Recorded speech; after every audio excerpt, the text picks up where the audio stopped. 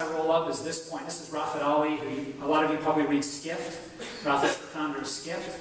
And he, and a lot of the content he's curating now, are talking about how suppliers are getting this renewed pricing power in the marketplace today. So those of us who are on the supplier side, for economic and structural reasons, are in a position now to take advantage of higher fares, higher rates, and more revenue. So it really is flipping a little bit to be more of an advantage to the suppliers. And we see that in the group and the transient market today.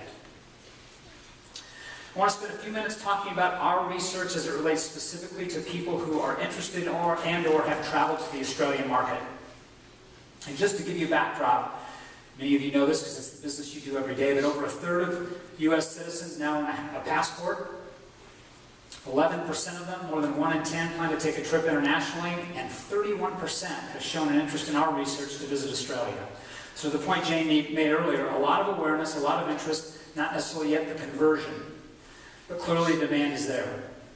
A couple other things. I actually don't think the Australian customer, based on our research, is as wealthy as you might think. If you look at this slide, this is people who are to the left who are interested in visiting Australia in our research, and to the right, the people in our research who have no interest in visiting Australia. And while you can see at the bottom the $150,000 household income is slightly higher, there's actually opportunity in our view in many of the household income segments. So while it would skew a little wealthier, it's not necessarily just the province of the wealthy to come to Australia based on what we're seeing in our intent data. This was surprising to me when I saw it. Travelers interested in Australia are more likely to be men, which is counter to typical female head of household making decisions about travel, are more likely to be millennials, and I think obviously are more likely to be in the West. And again, you can see that in that chart. Spend intentions. Not to get into a lot of detail here, but this kind of comes back to my point about suppliers having leverage.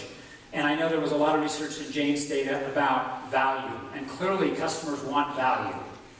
But also, people are telling us they're willing to spend for the right kind of experience. They're willing to spend a premium for the right kind of experience.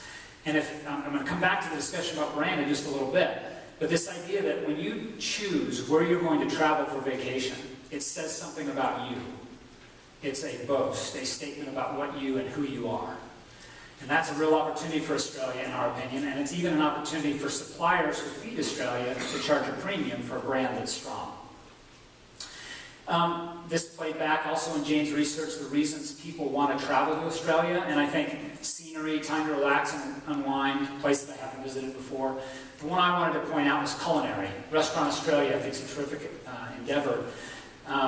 But our research actually goes beyond just food and wine. We're finding, especially in the younger generations, that adventure culinary is where the opportunity is. It isn't necessarily being in a restaurant or a high-end environment.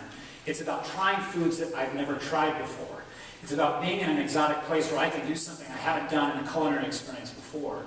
And to me, that's different than the traditional food and wine experience. We started the Food, Wine, and Rum Festival in Barbados specifically targeting affluence. But to me, around the world, culinary adventure dining is not at all just about the affluent market and about the upscale dining market. So that plays back to our research.